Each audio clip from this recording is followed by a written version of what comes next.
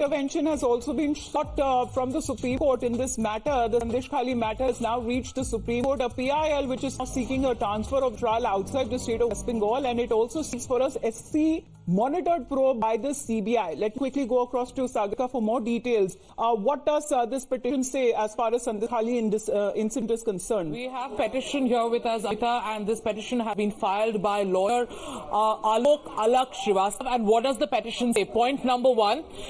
He's seeking that the Supreme Court should pass an order to transfer the investigation of the alleged sexual assault of women of the village Sandeshkhali from West Bengal to the CBI or to a special investigation team situated outside the state of West Bengal, preferably Delhi, under the monitoring of this honorable court. Number one, for the first time, there is a demand for a CBI investigation under the monitoring of the Supreme Court of India, made by a lawyer who wants Sagarika, I believe we have the petitioner with us live. Harish with us right now outside the Supreme Court itself. Yes, Harish, over to you. Live update, please.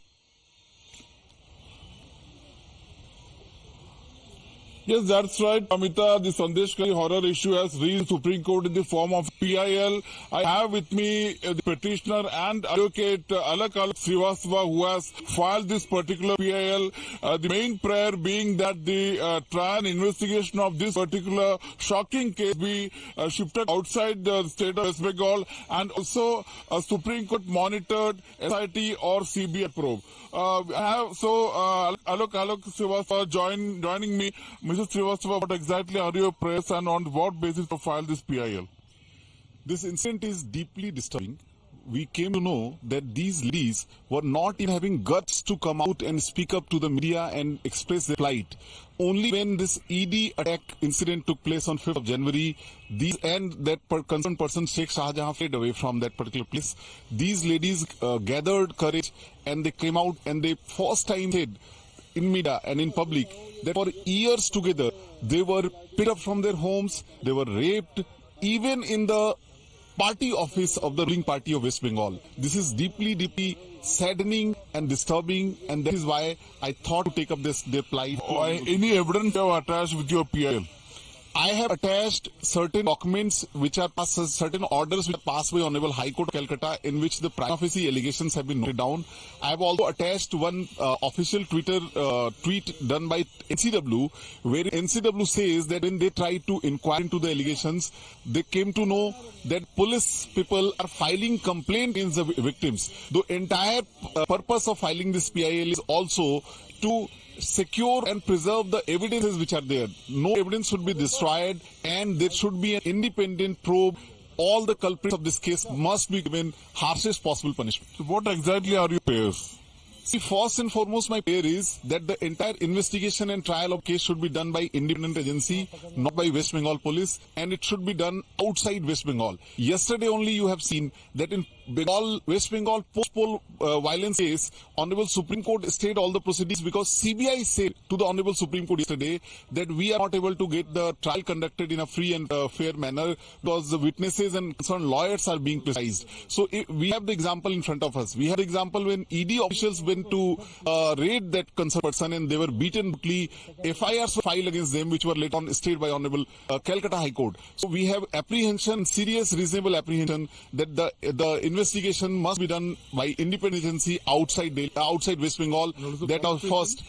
Apart from this main prayer which I have made, I have also prayed that, like Manipur case in which Honorable Supreme Court had taken suit cognizance and constituted a 3 Honorable High Court Judges Committee who were required to go to the ground and gather evidences, meet with the survivors and talk to their understand their plight and get the forward. So in the same line, I have also sought a constitutional committee of 3 Honorable High Court judges. I have also sought compensation for the victims. I have also sought action against erring policemen. And I have also requested that the entire trial subsequently should also be done outside West Bengal. Okay, so this was Alakh Alok Srivastava, the petitioner, listing the prayers in his PIL. The first and foremost being that he does not expect a free and fair probe in the state of West Bengal and want that the investigation trial of the entire case be shifted outside West Bengal. Not only that, the investigation be done by transfer to CBI and Supreme Court monitor it. and on the line of Manipur violence, let there also be a panel of 3 retired judges. Apart from that, a payment of compensation and also action against the errant cops. Back to you. Right, but what has the Supreme Court now said, especially when it comes to looking into as far as the PIL, which also seeking for the Supreme Court monitored probe by the CBI, and in the meantime, it also seeks for compensation for the said victims. PIL seeks action against the Bengal police as well, because the main prey here, Harish, seems to be saying and suggesting that this trial or this investigation should rather move outside the state of West Bengal and an unbiased investigation must take place. Harish. West Bengal की ruling party है उसका एक नेता Sheikh Shahjahan Yes, that's right. This is what Mr. Srivastava is saying, that he reminds the court that when, in fact, after the Shahjahan Sheikh came under the ED scanner, instead of, in fact, the state government had filed cases against ED officials and was in a mood to leave him scot-free, and no action was taken against him, despite he and other TMC workers were facing very severe charges.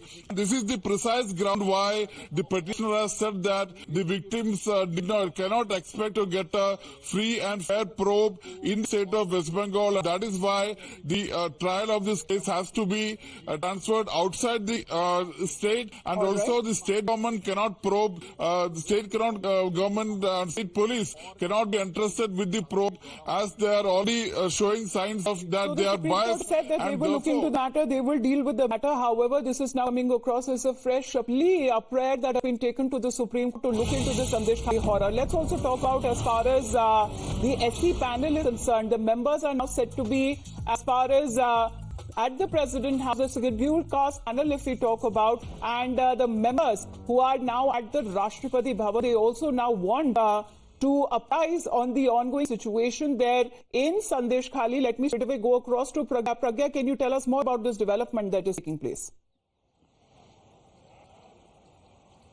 So, Mr. Arun Haldar, who is acting chairperson of National Commission for Scheduled Castes, he had been to the Sandeshkhali and also spoke to the victim. Whatever the facts that he could gather, he has compiled that in a report, and he is today at the President House. He got the appointment with the President as well, and he is going to submit his confidential report of the horror stories that he told us. In fact, before going into the President House, he said that there are horror stories, the situation is horrific, and state government is equally responsible. He said that all this is part of the confidential report that he's going to submit to the President today. This is exactly what he's going to do. He has an appointment with the President at 11:20 sharp, and after coming out, we'll try and ask him what are the key points of the report that he has submitted to the President, key features as well.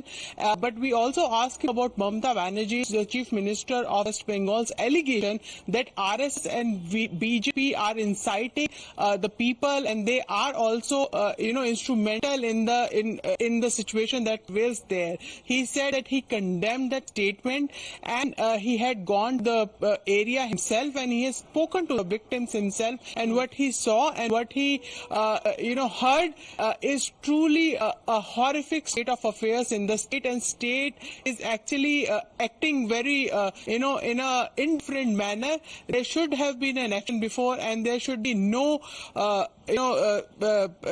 support that was given to the perpetrators of these crimes, despite the fact that state is saying that they are taking actions. According to Arun Haldar, nothing has been done. It is only after the news came out that state government did whatever action they could take. They did just to say that we are taking actions, and nothing more than that. So he is inside. He will meet the President, submit the report, and after he comes out, he'll share the report points as well with us. I believe